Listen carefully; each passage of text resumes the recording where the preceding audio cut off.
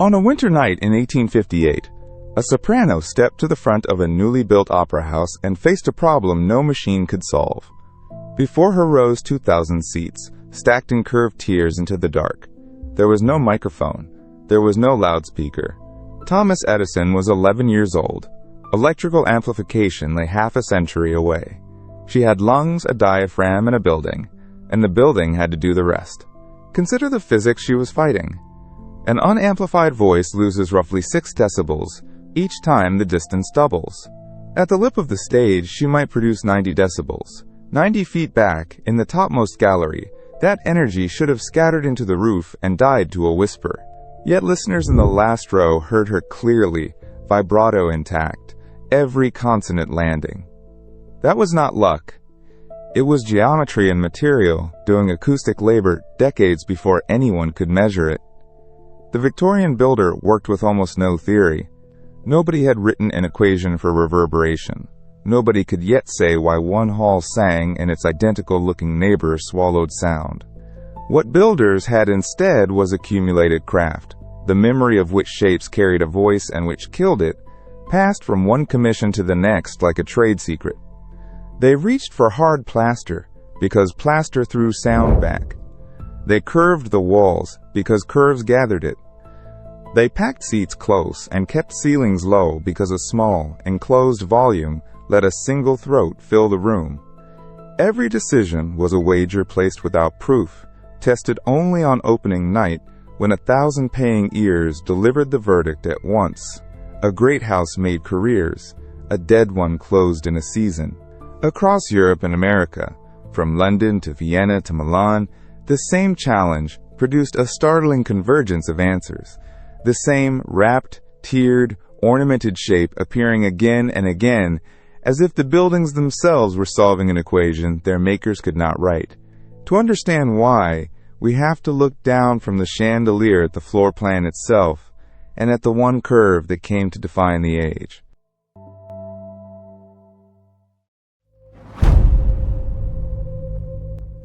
Look down on a Victorian opera house from directly above, and you see it at once. A horseshoe. Not a rectangle, not a fan, but a rounded U wrapping tightly around the stage, its open mouth facing the singers.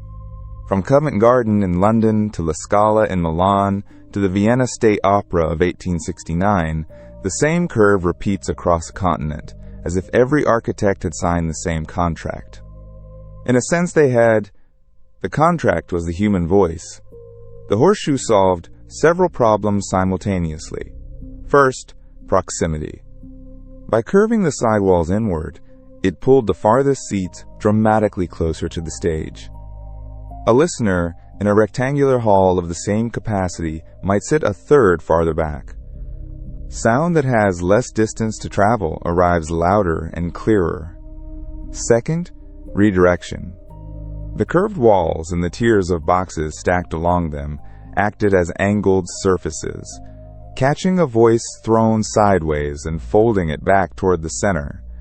Where the audience sat, almost nothing was allowed to escape unused. Third, capacity without depth.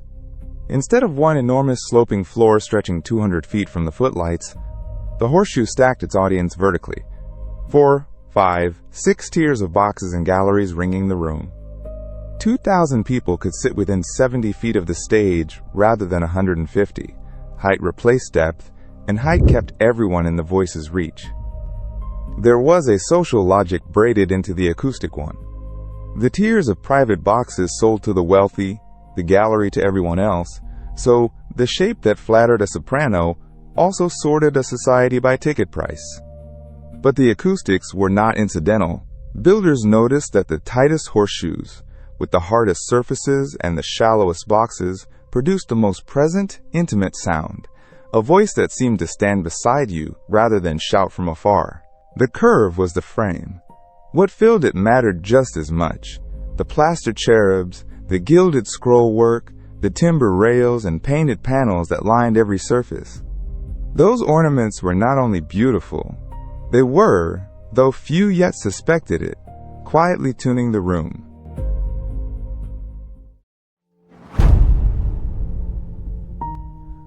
Walk up to the wall of a Victorian opera house and touch it. It is hard. Dense lime plaster laid over brick, often an inch or more thick, set until it rings like the shell of a drum. That hardness was not vanity. A hard, massive surface reflects sound almost perfectly, returning the voice to the room instead of drinking it. Every gilded cherub, every plaster garland and fluted column was a mirror for sound, and the builders lined the entire interior with them. The material choices read, in hindsight, like an acoustic recipe no one had written down. Lime plaster for the walls and the great domed ceiling, reflective, throwing high frequencies, the consonants that carry meaning, back into the seats. Timber for the floors, the box fronts, the balustrades, and the stage itself. Less rigid than plaster, it flexed faintly with sound, warming the tone the way a violin's spruce belly warms a string. A marble hall sounds harsh and glassy. A timber and plaster hall sounds alive. Then there was papier-mâché. Much of the elaborate ornament that looks like carved stone or cast plaster was in fact molded paper pulp, pressed into scrollwork and rosettes, lightweight and cheap enough to cover acres of surface. It gave decorators their riot of Baroque detail without loading tons onto the balconies, and its broken, irregular relief did quiet acoustic work, scattering sound in 100 directions rather than bouncing it back in a single hard slap. That scattering is why the ornament mattered as much as the shape. A perfectly smooth, curved wall can focus sound into a hot spot or a hollow. But a surface crusted with cherubs, moldings, deep-cut friezes, and velvet drapery breaks the reflection into countless small ones, spreading the voice evenly and softening any harsh echo. Decoration was diffusion. None of this was calculated in numbers. It was chosen by eye, by tradition, by the plasterers' and joiners' inherited sense of what sounded right. Yet those surfaces did only half the job. The other half depended on where they were aimed, on the great curved tiers hanging one above another, each tilted like a mirror toward the crowd below.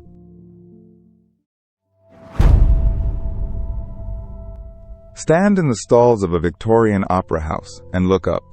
Above you hang 3, 4, sometimes 5 curved balconies, each projecting out over the one below, each fronted by a band of plaster and gilt. They look like decoration. They function like mirrors. A voice does not travel only outward across the floor. It radiates upward and sideways into the enormous volume of the room, and without something to catch it, that energy would rise into the dome and be lost. The stacked balcony fronts intercepted it. Each curved parapet, angled slightly forward, caught sound rising from the stage and reflected it back down and outward into the seats behind and below, turning what would have been wasted energy into reinforcement. The tilt was the crucial detail. A vertical wall bounces sound straight back at the stage, doing the audience no good. But a balcony front raked forward at a shallow angle, its convex plaster face aimed at the crowd, redirected the voice exactly where ears were waiting. Builders arrived at these angles by trial, adjusting the pitch and depth of each tier from one commission to the next, keeping what worked. The convex curve helped again. A flat reflector sends sound off in one narrow beam. A rounded, outward bulging surface spreads it across a wide fan of seats. So the very shape that made the box fronts elegant, that swelling, garland-heavy curve, also broadened their coverage, feeding sound to dozens of seats at once, rather than a lucky few. Ornament and geometry worked as one instrument. The deep relief scattered the reflection so it fell evenly. The tilted curve aimed it where it was needed. The hard plaster made sure almost none was absorbed on the way. A listener in the third gallery, 90 feet up and back, was hearing a voice that had been caught, angled, and delivered by the architecture around them. But reflection alone was not the whole secret. What finally decided whether a hall was thrilling or muddy was time. How long each sound lingered in the room before the next word arrived, and how tightly the walls held it in.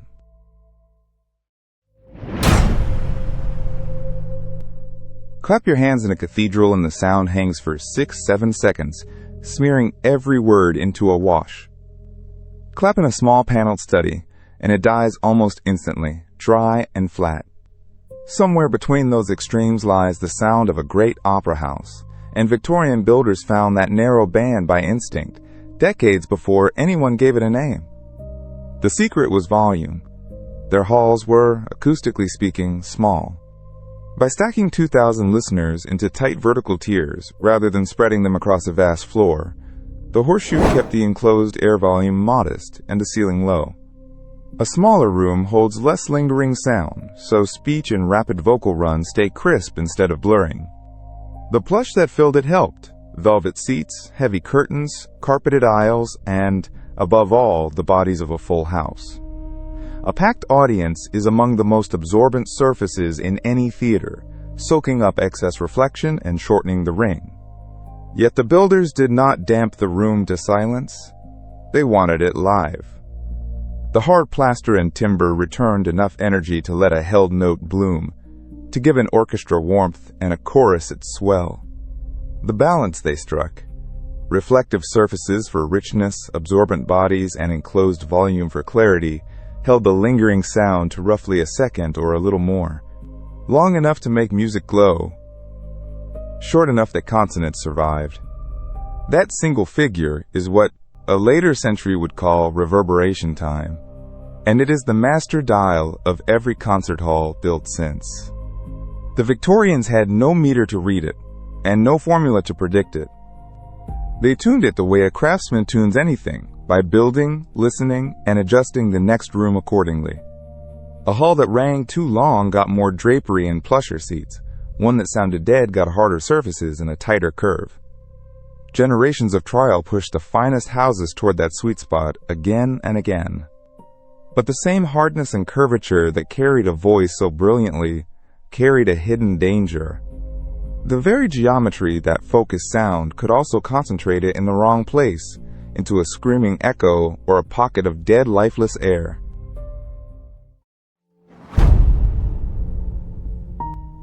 The same horseshoe curve that folded a soprano's voice back toward 2,000 listeners could, one tier away, betray her completely.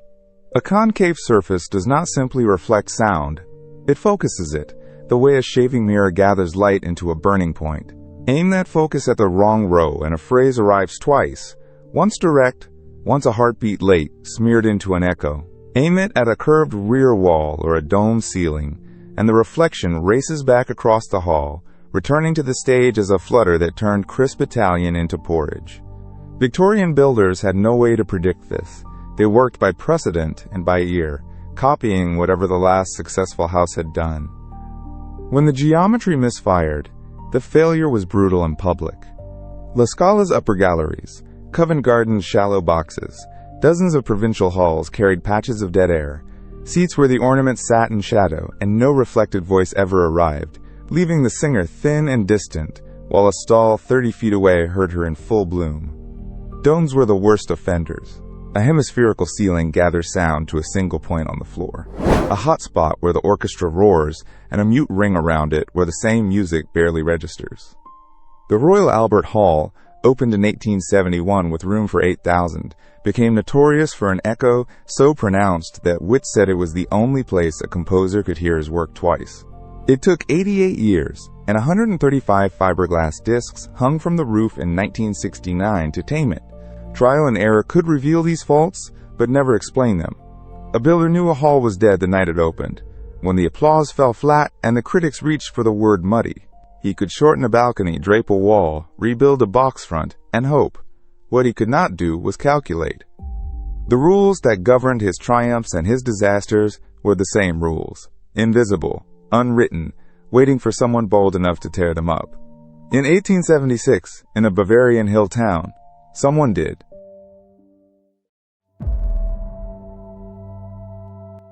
Richard Wagner despised the opera house he had inherited.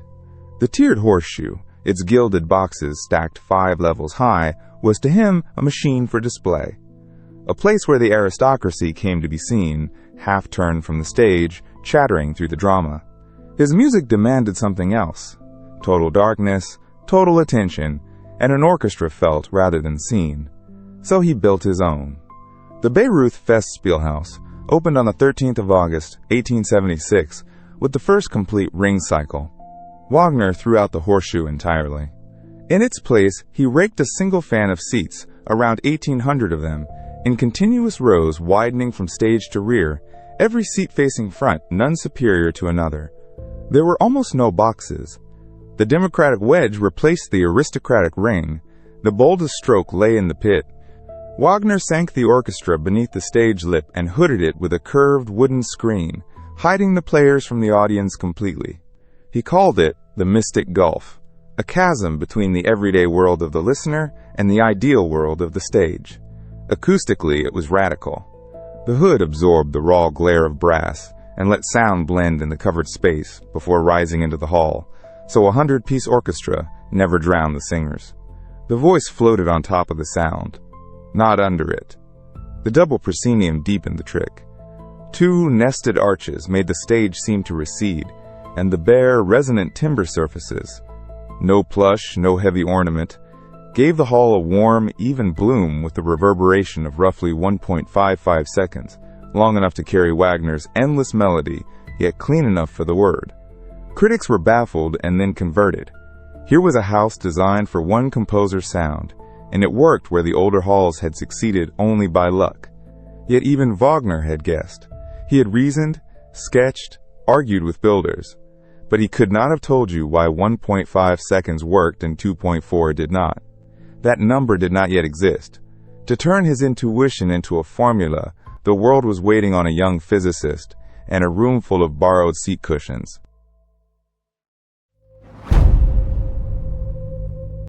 In 1895, Harvard University handed a 27-year-old physics instructor a problem no one else would touch. The lecture hall of the new Fogg Art Museum was unusable. A spoken word hung in the air for 5.5 seconds, so each syllable collided with the next until speech dissolved into roar. Wallace Clement Sabine was told to fix it, with no theory to guide him. He worked at night when the streetcars stopped and Boston went quiet. His instruments were an organ pipe, a chronograph, and his own ears. He would sound a note, cut it off, and time how long it took to fade to silence. Then he changed one thing, and his chief variable was seat cushions, borrowed by the 100 from the nearby Sanders Theater and hauled across campus after dark. Cushion by cushion, room by room, he measured how much sound each surface swallowed. Out of thousands of these measurements, a clean relationship emerged. The reverberation time, he found, was fixed by just two quantities: the volume of the room and the total sound absorption of everything inside it. More air lengthened the decay. More soft absorbing surface shortened it. He compressed it into a single equation. T equals 0.161 times V over A. Reverberation time equals a constant times volume divided by absorption. For the first time, a builder could calculate how a hall would sound before a brick was laid. Sabine's proof came in 1900. Asked to design Boston's new Symphony Hall, he used his formula to size the room and set its reverberation near 2 seconds, ideal for orchestral music. The hall opened that October, and it remains, over a century on, among the 3 finest concert rooms on earth. What Wagner had reached by instinct, Sabine had reached by arithmetic. The craft was now a science. The curved balconies, the plaster, the timber, the compact volumes that Victorian builders had shaped by inherited habit could at last be explained, predicted, and improved. Their triumphs were no longer luck. Their failures were no longer mysteries. And when the equation was turned back on the old horseshoe houses, it revealed something their builders had never suspected.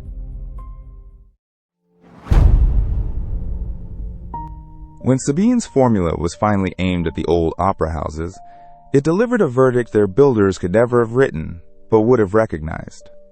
The best Victorian halls were not merely charming survivors. By the numbers, many of them were superior instruments. Vienna's Musikverein opened in 1870, and Amsterdam's Concertgebouw opened in 1888. Both narrow, high shoebox rooms wrapped in ornament, measure reverberation times close to 2 seconds, and remain to this day on every short list of the greatest rooms ever built. They achieve it with no machinery at all. Their plaster caryatids and coffered ceilings scatter sound so no echo can gather. Their narrow width brings strong early reflections off the side walls to every ear within milliseconds of the direct voice. Their coupled volume and hard surfaces hold the reverberation full but never muddy. Every feature a Victorian architect chose for beauty was, unknowingly, doing acoustic work, and doing it better than many halls built a century later with computers, sound modeling, and adjustable panels. That is the quiet irony. Some celebrated modern rooms, engineered with every tool Sabine's heirs could devise, still fall short of a hall shaped in the 1870s by builders who could not measure what they were making. The old architects had a compensating instrument, 100 years of accumulated, remembered failure. Each dead zone and each stray echo taught the next generation what curve to avoid, what width to keep, what surface to harden. The knowledge lived in the buildings themselves, so the resonance machine was always a metaphor. There is no engine inside these walls, no resonant cavity tuned like a violin body, no hidden device amplifying the voice. There is only shape and substance, the horseshoe and the shoebox, the plaster and the timber, the balcony aimed like a mirror, and the room sized to hold the sound just long enough. The Victorians built with brick, horsehair plaster, and Baltic pine, not with acoustics they could name. Yet across 2,000 dark seats, a single unamplified voice still arrives, whole and warm, exactly where it is meant to. The proof stands in every note. Geometry, not machinery, carried the voice.